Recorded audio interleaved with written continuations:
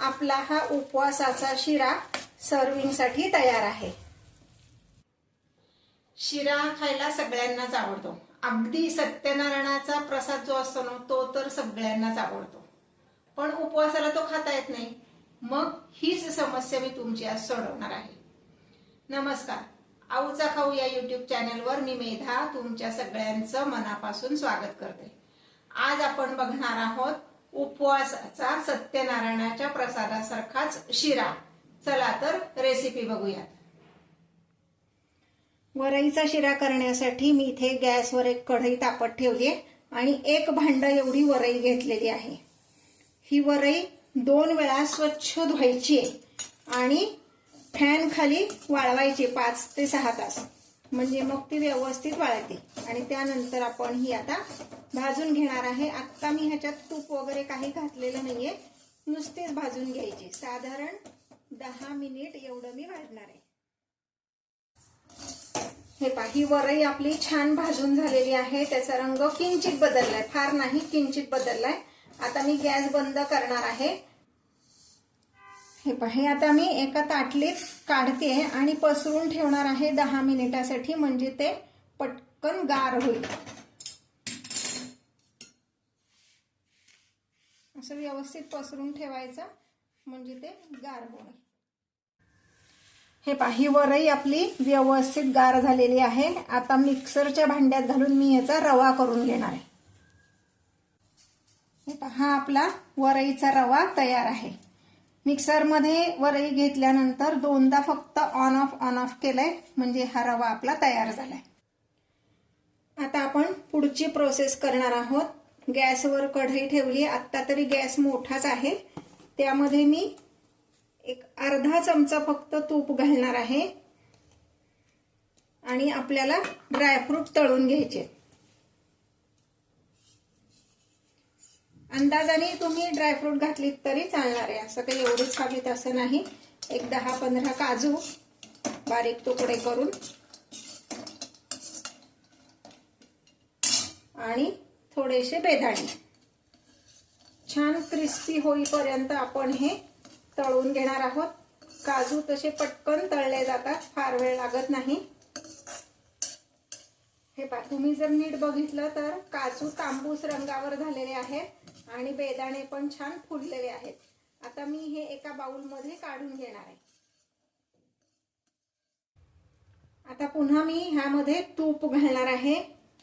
साधारण 1.5 चमचा एवढं तूप घातलंय। सगळ्यात शेवटी मी सांगेन तुम्हाला किती तूप लागलं ते।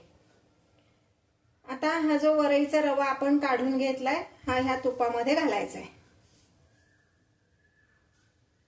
आणि पुन्हा एकदा छान रवा हा भाजून घ्यायचा आहे। हे पहा, यामध्ये मी अजून 1.5 चमचा तूप घातलं, म्हणजे टोटल मी 3 चमचे एवढं तूप घातलं। आणि साधारण गुलाबीसर रंग ह्याचा आल्यानंतर मी यामध्ये एक केळं घालणार आहे। आपण प्रसादाचा शिरा करतो की नाही, सेम तसाच शिरा ह्याचा होतो। आता गॅस बारीक ठेवायचा आहे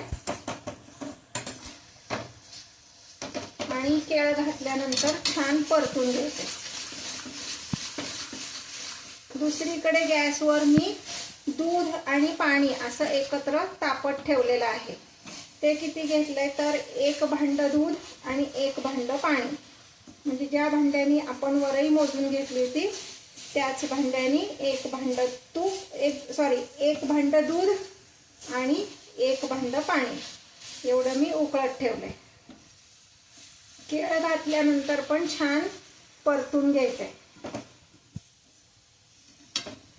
आपण नेहमी सत्यनारायणाच्या पूजेसाठी जो प्रसादाचा शिरा करतो की नाही, अगदी तसाच हा शिरा आपला होतो। हे पहा, आता ते केळं पण व्यवस्थित भाजलं गेलेलं आहे। मी आता थोडा गॅस बंद करते, त्याचं कारण पण मी तुम्हाला सांगते। आता हे जे दूध आणि पाणी मी उकळले ते ह्यामध्ये घालणार आहे। मी गॅस का बंद केला ते तुम्हाला सांगते। खाली गॅस चालू असेल आणि आपण हे उकळतो दूध ह्यात ओतलं ना की आपल्या अंगावर उडण्याची शक्यता असते, म्हणून गॅस बंद करून मगच ह्यामध्ये दूध आणि पाणी घालायचे। छान असं हलवून घ्यायचंय.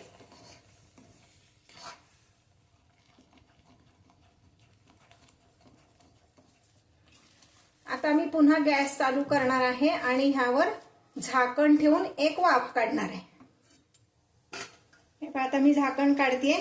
छान वाफ आली आहे त्याला.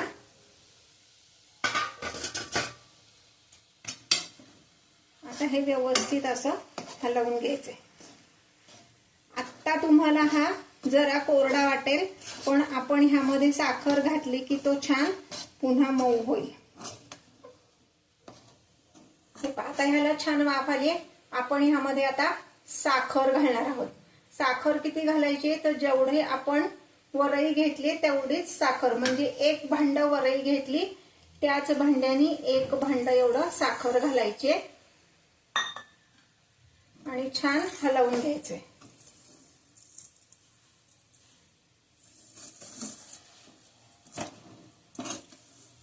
यामध्ये आपण अगदी 1 पिंच एवढंच मीठ घालणार आहे, म्हणजे गोड पदार्थात किंचित मीठ घातलं की त्याची टेस्ट अजून छान लागते.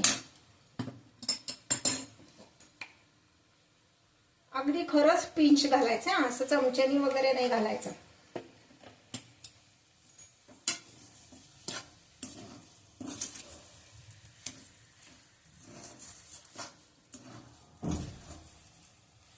छान साखर ह्यात मिक्स झाली की गॅस बंद करायचा आहे आणि मग आपण ह्यामध्ये आता घालणार आहोत मगाशी जे आपण तळून ठेवलेले ड्रायफ्रुट्स आहेत ती घालायची.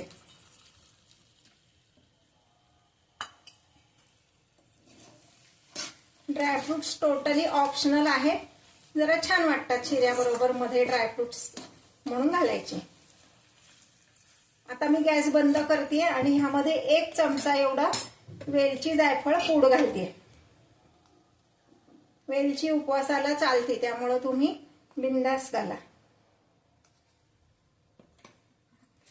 आता हे मिक्स करून आपला हा उपवासाचा शिरा सर्विंग साठी तयार आहे. असा हा उपवासाचा शिरा करून बघा, कसा वाटतोय ते कमेंट करून मला नक्की सांगा.